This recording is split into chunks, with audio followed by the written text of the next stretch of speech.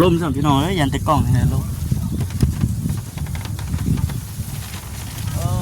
ยเนาะเดียวนี่ปากติดที่ว่าแล้วผู้ใดเลยเนาะทำไมที่ว่าเลยสิเอามีแต่ว่าเลือกเบิ้งเด้อเอาเป็นว่าแล้วก็เลือกเบิ้งตัวไหนมันงามตัวไหนมันถูกใจก็เลือกเอาตัวไหนมันถูกใจก็มาอันนี้เลือกเบิ้ง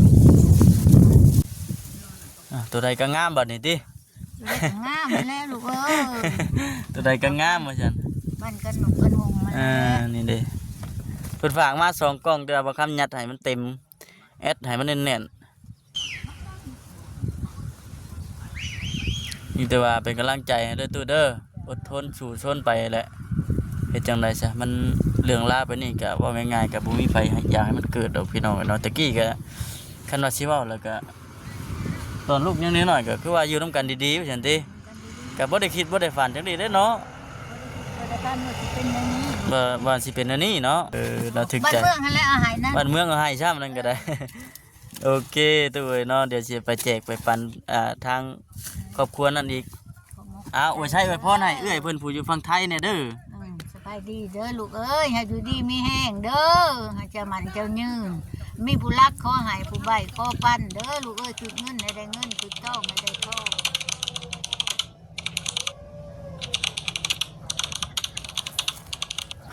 พี่น้องเนาะจากที่ได้ฟังเรื่องราวของแม่ตู้เพิ่นกับพี่น้องเลยถึกลูกเคยกับลูกสาวแท้ๆของเจ้าของไล่ออกจากเรือนแล้วก็จนสัดเซมาอาศัยไผ่เพิงน้ำสะบ้านแต่ว่าที่ดินที่โดนเป็นของตัวเองพี่น้องอาศัยไผ่เพิงคือเรื่องอาหารการกินเนี่ยแหละเป็นข้าวเป็นน้ำเนี่ยแหละชาวบ้านเพิ่นยืนในคิดเห็นชาวบ้านปัดคือว่าดีแท้ไปสั่นบรรลุตัวเองปัดคือว่าใจร้ายใจดำแท้ไปสั่นนะพี่น้องเนาะพี่น้องเลยทักทายสบายดีอีก EP 2ด้วยพี่น้องเด้อคลิปนี้กะพอดีว่ามีทางเอื้อยนุกยุงเนาะพี่น้องเนาะเพิ่นได้ฝากเครื่องเป็นเสื้อผ้าหน้าแพร่นี่แหละพี่น้องเลยเนาะเพิ่นฝากมาให้ทำบ่คำเอาไปแจกเด้อว่าซั่นเอาไปแบบว่าง่ายๆก็เอาไปให้อันกับครอบครัวผู้ที่เพิ่นขัดสนแฮงสำหรับบ่คำคิดว่าเห็นทางแม่ตู้เพิ่นนี่แหละพี่น้องเนาะก็สิเอามาให้ทางเราเนี่ยเลือกเบิ่งตัวใดเรานุ่งได้ก็ให้เราเอาตัวใดเราอันนั้นก็ให้เราปะเลยเดี๋ยวบ่คำสิไปแจกครอบครัวอื่นก็ได้เนาะบ่จิตเนาะว่าง่ายๆก็เอามาให้เราเลือกเนี่ยนะให้เราเลือกเบิ่งก่อนอะไรเรานุ่งได้ก็ให้เราเอาซะแม่นเสื้อผ้าหน้าแพร่ย่ำหน้าแบบนี้พี่น้องเอ้ยพอดีว่าสิเอามันเสื้อผ้ามาให้เลือกเบิ่งเด้อตู้เด้อเลือกเบิ่งตัวใดมันนุ่งได้ก็เจ้าเอาเด้อพอดีว่ามีทางกันพี่น้องทางฝั่งไทยเพิ่นฝากเสื้อผ้าหน้าแพร่แหละมาให้แจกว่าซั่นแต่ว่าสิให้ทำให้ตู้เพิ่นเลือกเบิ่งตัวใดมันนุ่งบ่ได้เฮาก็สิเอาไปแจกกันครอบครัวอื่นตั้งท่านี่ท่าเด้อไปพี่น้องเลยเนาะเดี๋ยวสิไปเอาอันก่อนป้าบัจิตเปิดเลยบ่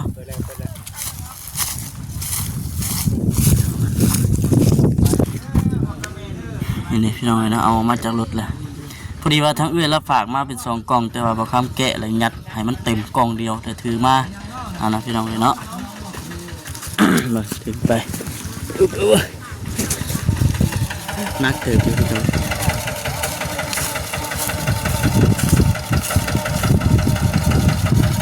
ตั้งกล้องไว้ดีกันเด้อ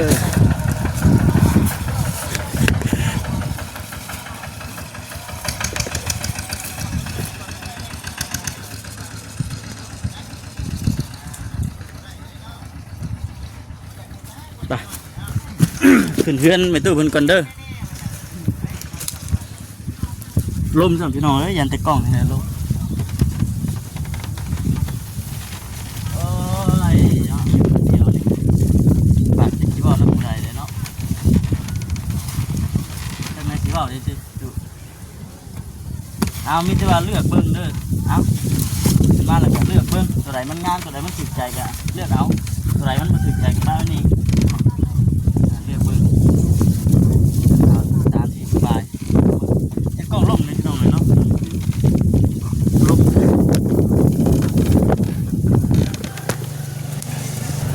อะไรนุ่งได้ตัวใดทั้งไม่ตู้นุ่งได้ก็เรื่องอะโลดเอ้ยมาเยี่ยมมายามพอดีว่าไปนำเอาเราอยู่สวนอ้อยห่วยถึกใจได้เลยเสีย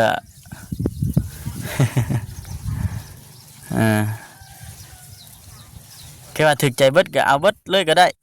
เลือกเบิ้ง น้ำก็บ่อยากให้หลายคนเดี๋ยวบ่สั่น เอาเรื่องเอารถ บ่อยากเอาไปให้หลายคนเดี๋ยวบ่ ตัวไรนั่นก็ กัน แม่พี่เด้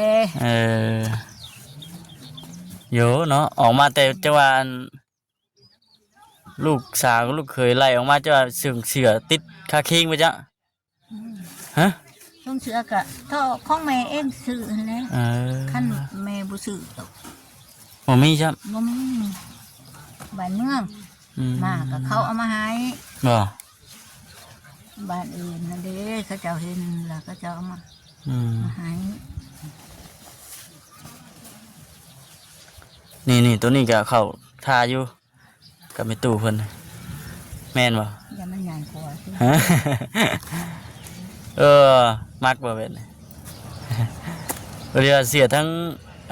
เอื้อดมโยงพี่น้องเนาะก็เว้าแล้วเว้าอีกกับเพื่อนกับเพื่อนเพิ่นเพิ่นฝากมาแจกยายกันเด้อฉันเลือกเบิ่งก็ถือว่ามาพบพ่อเห็นทางในตู้เพิ่นแบบนี้ก็โอ้ให้เพิ่นเลือกเบิ่งพี่น้องเนาะกลางค่ำกลางคืนนี่แหละตู้สิเห็นหุ่งอยู่บ่นี่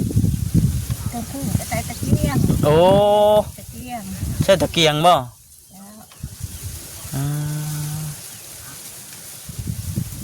แล้ว ตัวใดก็งามบัดนี้ติ งามแล้วลูกเอ้ย ตัวใดก็งามว่าซั่น บ้านกันหนุ่มกันหงมาแล้ว นี่เด้เพิ่นฝากมา2กล่องแต่ว่าบ่คำยัดให้มันเต็มแอดให้มันแน่นๆกล่องเดียวแล้วก็มีอันทั้งญาติพี่น้องเพิ่นผู้อยู่ทางบ้านเพิ่นเอานํก็มีพี่น้องเอ้ยเนาะ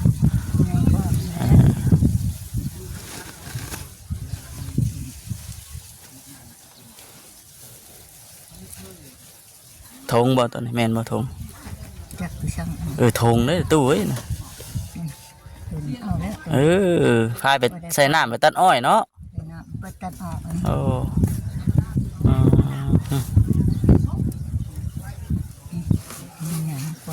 มันใหญ่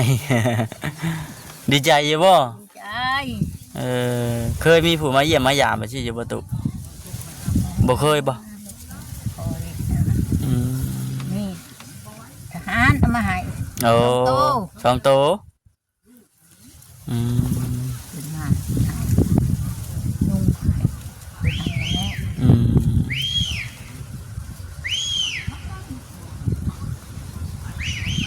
นี่แต่ว่าเป็นกำลังใจให้เด้อตู้เด้ออดทนสู้ชนไปแหละเฮ็ดจังได๋ซะมันเรื่องราวไปนี่ก็ว่าง่ายๆก็บ่มีไผอยากให้มันเกิดดอกพี่น้องเนาะตะกี้ก็คันว่าสิเว้าแล้วก็ตอนลูกยังน้อยๆก็คือว่าอยู่นํกันดีๆว่าซั่นติก็บ่ได้คิดบ่ได้ฝันจังซี่เด้เนาะ แต่การมันสิเป็นอย่างนี้ ว่าสิเป็นอันนี้เนาะ มากการนอกจิตเรื่องเขาใหญ่การเซ็ตให้เรียกบ่ใหญ่แล้วบ้าน อันนี้แหละสมกับคำผู้เฒ่าผู้แก่เพิ่นเว้าว่ามีลูก10 คนแม่เลี้ยงจนใหญ่ เรื่องจะนอนเขาใหญ่ แต่ว่าลูกก็เลี้ยงแม่ แม่บ่ใหญ่ บ่ใหญ่ซ้ำอันนี้ก็บ่แม่นว่าตั้งเว้าเด้อพี่น้องเด้อเนาะตามที่ได้ยินทางแม่ตู่เพิ่นเว้ามาสุพังแล้วก็มีชาวบ้านเพิ่นแน่นั่นแหละเว้าแบบเดียวกันนั่นแหละพี่น้องเนาะเพราะว่าทางชาวบ้านชาวเมืองเพิ่นก็สิฮู้อยู่ดอกเนาะแม่เนาะ เขาเจ้าก็จนน้ำตาตกน้ำ จนให้น้ำ ความเพิ่นว่าคำนี้นะแม่แท้ๆเขาเจ้าว่าเขาจะไปว่าอย่างนั้นเพิ่นว่าจำเป็นแล้วแม่เลยเพิ่นว่า เฮ็ดได้ซะติ ได้หอดขันเพิ่นว่าเลยดิ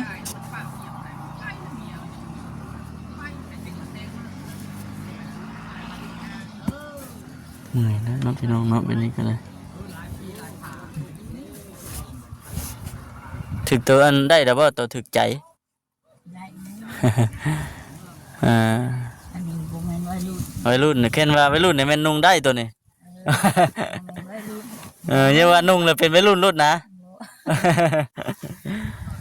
ได้ตัวได้แม่เอาได้ เอาโลดได้แม่เอ้ยตัวใดมักตัวใดถึกใจก็เอาโลด ตัวได้สิอุ่นๆเลย พอดีแต่ช่วงนี้ช่วงหนาวช่วงนี้บ่คำเชื่อว่านี่ได้พี่น้องเนาะมันหนาวเลยกลางค่ำกลางคืนก็ได้ น้ำ บ่ได้มีหยังบังบ่ได้มีหยังขังเลย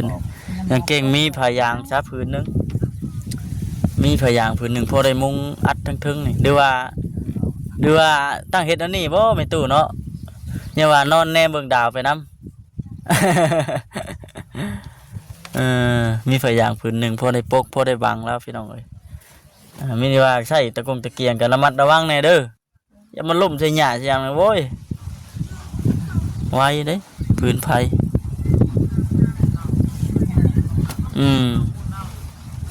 ได้แล้วพี่น้องไอ้ตัวถึกใจพอดีแล้วยังจะไปหาอีกครอบครัวหนึ่งอยู่ทางนั้นอันนั้นก็เป็นแม่ห้างหมดหรือว่าแม่หมาแม่ห้างบ่อันนั้นก็สิไปให้เพิ่นเลือกเบิ่งให้เพิ่นเอาเลยก็ได้นี่ตัวนี้แห้งข่าวท่ากับคนเฒ่าบาทโอ้ยเสื้อแพร่ใหม่บ่เพิ่นแม่นว่าตุเสื้อแพร่หยังก็เพิ่นดำมะเกลือเนาะบ้านเฮาเพิ่นว่าเสื้อแพร่ดำมะเกลือ ข่าวท่า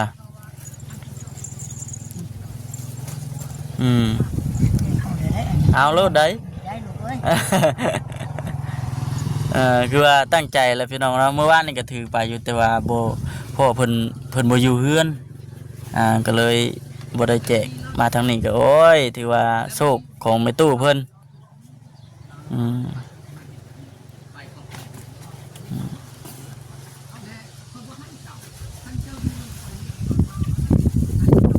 เพิ่นว่าหยัง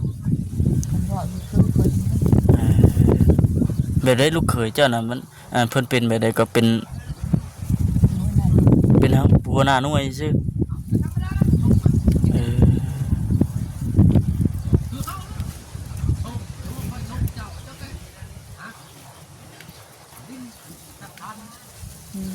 ก็จะบอก แม่นเนาะพี่น้องเนาะ ชมเอานี่มันเป็นแนวนั้นเลย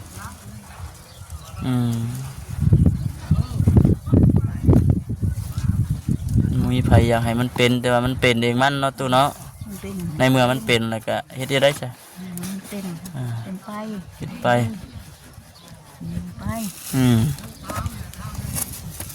ได้แล้วบ่ปะ ได้แล้วส่งได้ ทั้งหมดทั้งมวลนี่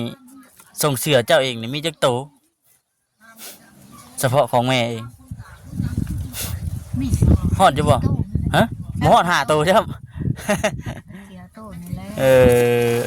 เราถึก บ้าน ใจ เมืองหั่นแหละอาหารนะ บ้านเมืองเอาให้ซ้ำนั่นก็ได้ โอเคตู้เอ้ยเนาะเดี๋ยวสิไปแจกไปปัน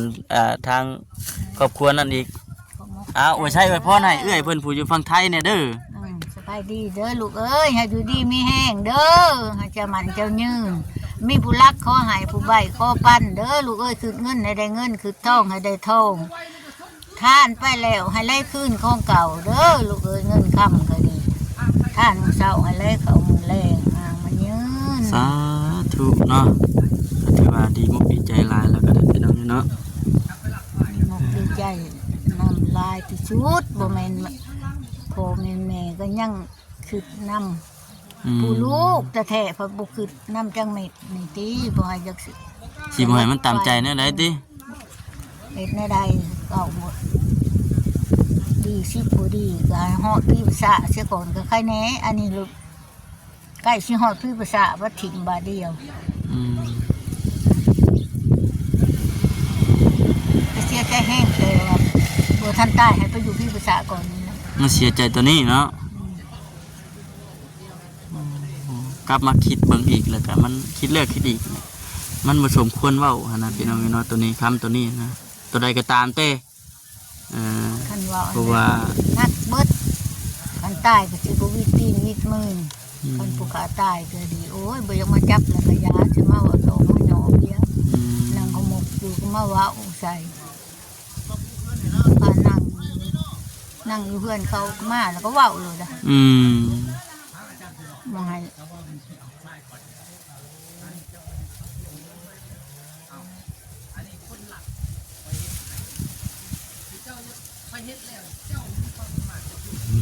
เดี๋ยวทั้งลูกก็สิไปพังเพิ่นก่อนเด้อตูเด้อไปพังชาวบ้านเพิ่นก่อนมีแต่มื้อหน้ามื้อไหนเดี๋ยวทั้งลูกเข้ามาอีกเด้อ จ้า อยู่ดีมีแฮงบ่ต้องคิดหยังเด้ออยู่แบบธรรมชาติเลย อยู่ธรรมชาติ ธรรมดาสามัญเฮานี่แหละเฮ็ดได้ซะมันเป็นไปแล้วก็เฮาก็อยู่ไปคิดอีกมุมมองว่าชาวบ้านชาวเมืองเพิ่นก็เบิ่งเฮาอยู่ให้คิดตัวนี้เอา เบิ่ง อ่า บ้านเมืองบ่มีผู้ใด เพิ่นก็บ่ได้ปะบ่ได้ถิ่มเด้เพิ่นก็เบิ่งเพิ่นก็แยงอยู่ ก็มันนี่ผู้ค้านี่ก็เคยเบิ่งคนนะ อืม เขาจะเอาประสบการณ์เกิดลูกเกิดเต้ามันยังเขาจะมาหาแม่นี่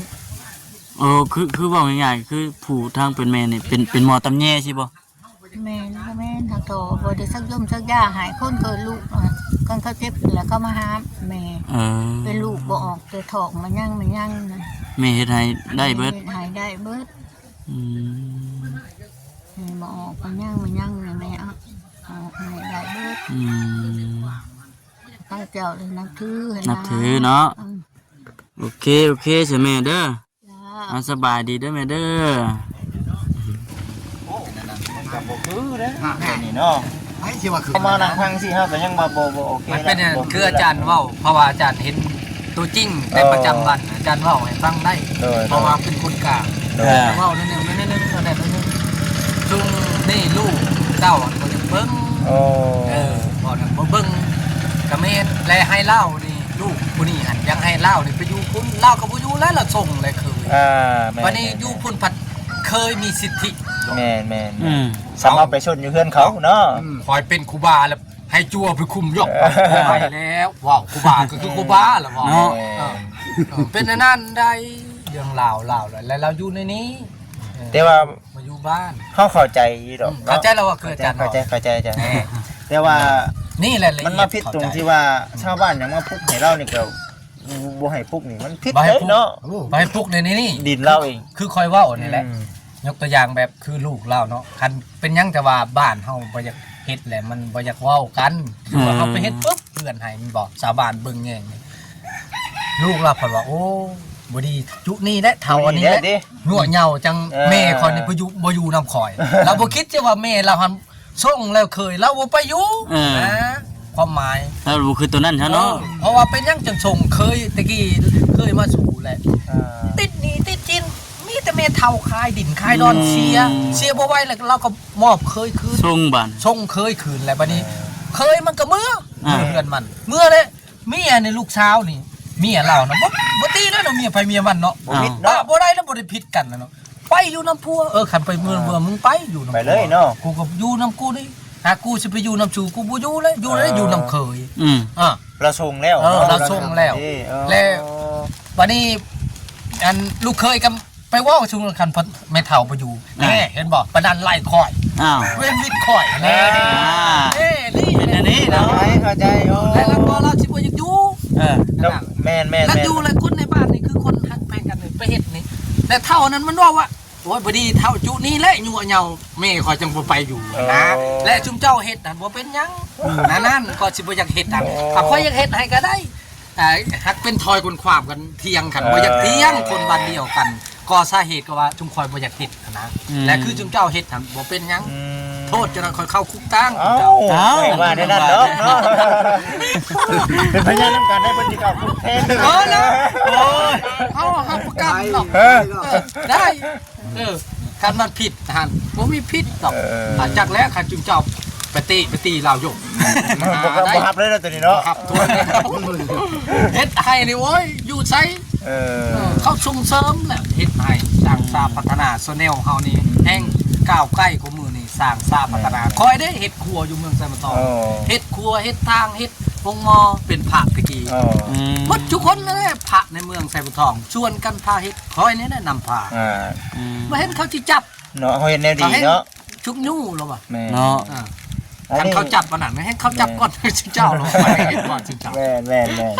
ก็ นี่ รอเบิ่ง เฮา ก่อน หันบ่อยากผิดกัน แม่นแม่น บ่ผิดกันกับเขาจังนั้นเขาว่าบ่ดีมอนี่แหละแม่คอยจังบ่มา โอ้ นะ ย และเฮาละยาบ่อยากผิดกันคนบ้านเดียวกันยาแล้ว แต่ว่ายืนคุมอยู่คุมกินก็ยืนอยู่เนาะ เอาเอาแล้ว บ่เป็นหยังตัวนี้ เรา เนาะ ก็ยืนเฮา อ่า เบิ่ง แต่ว่าเรานี่คือความสามารถของเรานี่เอาเฮือนเนาะหาเงินเองว่าได้กันเนาะ แล้วก็คือให้ไปตัดน้อยกินนี่เห็นบ่ ไปตัดอ้อยเนาะ น้อย อืม ตะกี้หันกะเรายังธนาตังไปอยู่น้ำอาจารย์แม่อาจารย์ผู้เดียวอาจารย์ไปอยู่สวรรค์นี่เที่ยวไปเที่ยวมา อ่า แล้วเราก็กินน้ำแม่คอยหัน โอ้ แม่อาจารย์นี้เพราะว่าอาจารย์ชื่อเพื่อนชื่ออาจารย์เราถือกันเด้เท่าต่อ โอ้ เท่า โอ้ พัง แม่น จะ แม่ ยุ น กเท่ากันเราอยู่น้ำคอยนี่แหละขันมาเราอยู่น้ำจุ่มคอยนี้เมื่อหันเดือนในชาวปัดมันอยากอยู่แล้วเหือนคือ แม่นแม่นเข้าใจแล้วเข้าใจแล้วเนาะ เป็นอันนั้นโตไปไล่หมูเราไปอยู่น้ำหมูเอา แม่ เอาคิดได้เอา แม่น โย ฮะถือบ่อาจารย์เอา บ่ถึก แน่ไล่หมูพอไปอยู่น้ำหมู แม่น บ่ได้เรา มันมาว่า เราหูแล้วผู้เฒ่าเราเฮง ให้จักแล้วเนาะ คือ ขนา เรา ดเฮาผู้รุ่นน้อยเนี่ยยังฮู้จักว่าไล่หมูแล้วยังไปอยู่ แม่น ยังไปอยู่แม่นบ่ อืม ก็เราสิไล่นี่ก็ย้อนว่าผู้เป็นลูกเคยตะกี้น่ะ เออ เป็นต้นเป็นหนี้ใส่เราเนาะ คายดินคายดอนคายงัวควายเขาว่าจนจะทุบ อืม บ่ไหวเลย แม่นแม่น คันลูกชายน้อยๆนึงนะจะเป็นนั่นน่ะ บ่ตีเราบ่ตีเราเนาะเออ บ่ไหวเลย เออ ไปคือกันเลยแล้วก็บอก เดี๋ยวพี่น้องมาเรื่อง เป็น ราว แบบนั้น สาเหตุที่ว่า เราเป็นอย่างนั้นเนาะ อืม โอ้ยขอบใจอาจารย์ นี่แหละ นะ ละเอียดเลย เนาะ เทื่อละเอียดคักแล้วบาดนะ อ้าวอันนี้จุมเจ้าไปท่ามผุดไปท่ามเนี่ยมันบ่ละเอียดคือจุมเจ้าสัมภาษณ์อันบักเวียนให้ได้ปีนังคอยว่า ให้คอยบ่ เจ้าไปแล้วไปช่วยลบมันหันเจ้าต้องถามแต่เราระบาดเจ้าถามคนกลางก่อนว่าหมอนี่มันเป็นหยังมันจึงทุกอย่างมันเป็นอะไรมันเฮ็ดอะไรถามสืบสวนก่อนจังสนใจคืออาจารย์ว่า ขอบใจอาจารย์ครับโอ้ผมขอบใจหลายๆโอ้ยพี่น้องเอ้ย ก็ โอ้ ฮู้แล้วบัดนี้เนาะเหตุผล เหตุผลเนาะเหตุผล แล้วก็มีแต่ไปพิจารณา พิจารณาเบิ่งบัดนี้เนาะ นั่น โอ้ยเบิ่งถามได้อี พี่ ก น้อง ก่อน เลยเนาะ โอ้ย